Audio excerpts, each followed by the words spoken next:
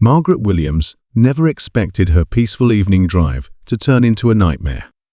The elderly woman, dressed in elegance, was cruising in her luxurious car when flashing blue and red lights signaled her to pull over. Confused but compliant, she rolled down her window only to be met with suspicion and hostility from Officer Reynolds. His eyes scanned her, his smirk laced with prejudice. Accusations flew. Her car was too expensive, her presence too out of place. Before she could protest, cold metal handcuffs clamped around her wrists. But just as she was about to be taken away in disgrace, an unexpected figure stepped onto the scene, someone who would turn the tables and make Officer Reynolds instantly regret his actions. The night was calm, the streets dimly lit by the soft glow of streetlights, as Margaret Williams, an elderly woman in her late 60s, drove her brand-new luxury sedan down the road. Dressed in a simple yet elegant coat, with silver hair neatly tucked under a stylish hat, she hummed softly to herself. She had just finished a quiet dinner at one of the city's finest restaurants, a well-deserved treat after years of hard work and sacrifice.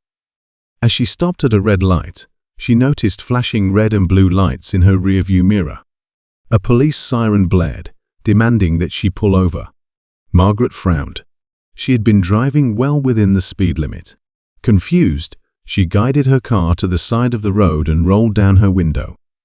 A tall, burly officer with sharp features and a firm stance approached her car. His name tag read Officer Reynolds. The moment he saw Margaret's face, a smirk crept onto his lips. He scanned her up and down before letting out a scoff.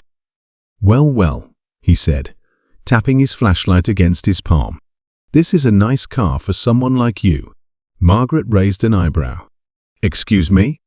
"I said," the officer continued, "it's not every day I see someone like you driving a car like this." "Stolen, is it?" Margaret's eyes narrowed. "I beg your pardon?" "License and registration." "Now," he barked, ignoring her disbelief. Margaret exhaled sharply, but remained calm. She had dealt with ignorance before. She reached into her purse, pulled out her license, and handed it over. The officer snatched it and examined it with exaggerated scrutiny. "Williams, huh?" He clicked his tongue, shaking his head. "And where exactly did you get the money for this car?" Margaret remained composed. "I bought it." "Is that a crime?" Officer Reynolds let out a humorless chuckle. "Lady, you expect me to believe that? Someone like you, in a $100,000 car?" Margaret's patience was wearing thin. "I'm retired. I was a professor for over 30 years. The officer rolled his eyes. "Oh, sure. A professor," he mocked. "Step out of the vehicle." Margaret's hands tightened around the steering wheel. "I will do no such thing. You have no reason to pull me over, let alone ask me to step out." Reynolds' smirk faded.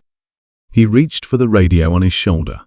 "I got a possible stolen vehicle here," he reported, ignoring Margaret's protests. "Suspect refuses to comply." Margaret sighed. She knew where this was going. She had seen it on the news, heard the stories.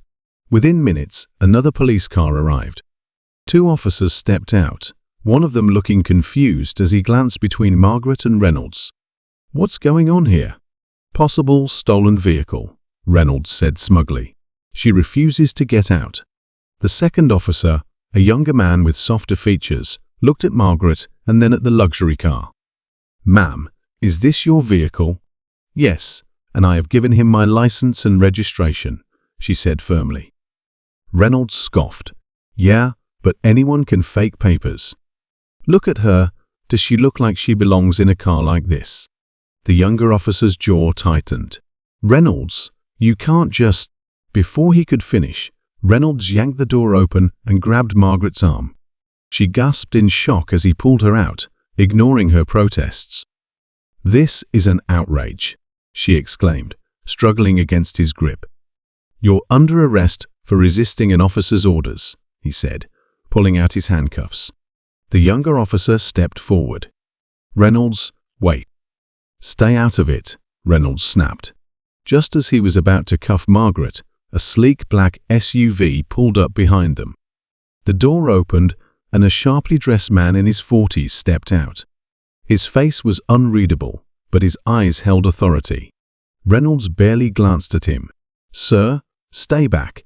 This is a police matter." The man ignored him and walked directly to Margaret. "Professor Williams, are you all right?"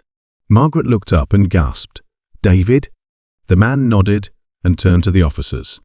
"Is there a problem here?" Reynolds scoffed. "Who the hell are you?" The younger officer, however, recognized him immediately. His face paled. "Chief Ellison." Reynolds froze. "Chief?" "Yes," David Ellison said coldly. "I'm the chief of police. And this woman," he gestured to Margaret, "is my former professor, my mentor, and one of the most brilliant minds I've ever had the honor of learning from." Reynolds' face turned red. I didn't know." "No, you didn't," Ellison said sharply. "Instead, you saw an elderly woman in a nice car and assumed she stole it. Do you know what that's called, Officer Reynolds?" Reynolds swallowed hard. "Sir, It's called profiling," Ellison interrupted. "And it's disgusting." Reynolds was speechless. Ellison turned to the younger officer. "Release her immediately." The officer nodded quickly, stepping back as Margaret adjusted her coat.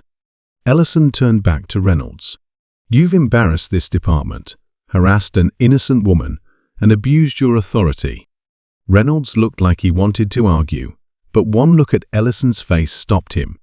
Ellison exhaled and turned to Margaret. "Professor, I am so sorry for this. Are you all right?" Margaret straightened her shoulders. "I've had worse," she said. Ellison smiled faintly. "That's what I remember about you, unshakable." Margaret looked at him with pride. "And you, David? You've done well." Ellison nodded and turned back to Reynolds. "You're suspended, pending investigation." Reynolds' eyes widened. "Sir, get in your car and leave," Ellison ordered. Reynolds hesitated, then clenched his jaw and stalked back to his cruiser. The younger officer followed, avoiding eye contact with Margaret as he drove off. Ellison turned to Margaret. "Let me drive you home." Margaret smiled. "No need.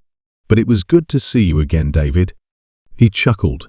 "You taught me everything I know about justice, Professor.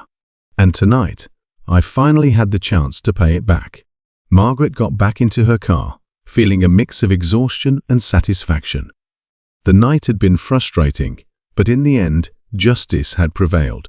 As she drove away, she couldn't help but smile, because despite the ugliness she had faced, there were still good people in the world, and sometimes the students she had once taught became the very protectors of justice she had always believed in.